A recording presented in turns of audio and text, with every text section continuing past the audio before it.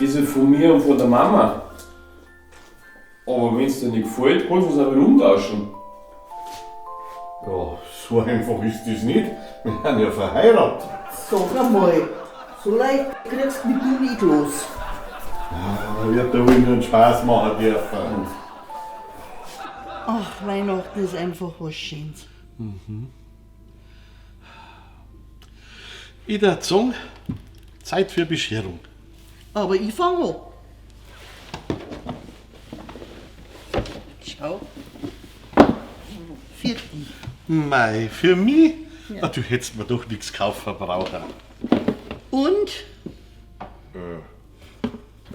Ja, Turnschuhe. Das sind nicht nur Turnschuhe, das sind Laufschuhe. Mit super leichter Schaumsohle und doppelter Dämpfung. Du hast doch gesagt, du möchtest dich mehr bewegen.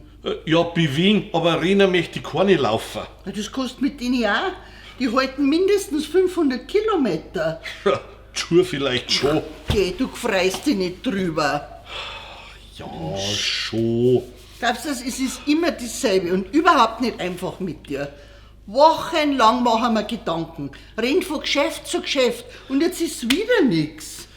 Ach, Gespotzal, das ist doch nicht so schlimm.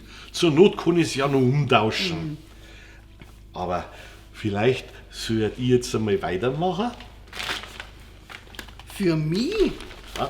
Ach geh, ich hab dir doch gesagt, du sollst mir nichts kaufen. Ich hab doch alles. Jetzt mache ich erst einmal auf. Hast du aber gut eingepackt. Okay. Ja mei, was ist denn das? Ein Fenstersauger.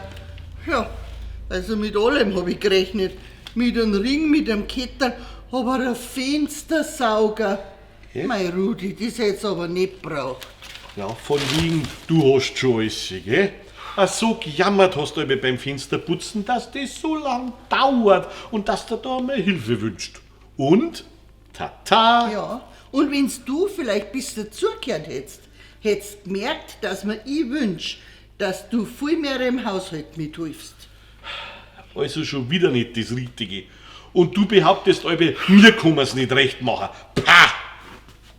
Geh, Spatzel, das ist doch nicht so schlimm. Zur Not kann ich's auch umtauschen. Bayern Comedy wird unterstützt durch die private Landbrauerei Schönbraun.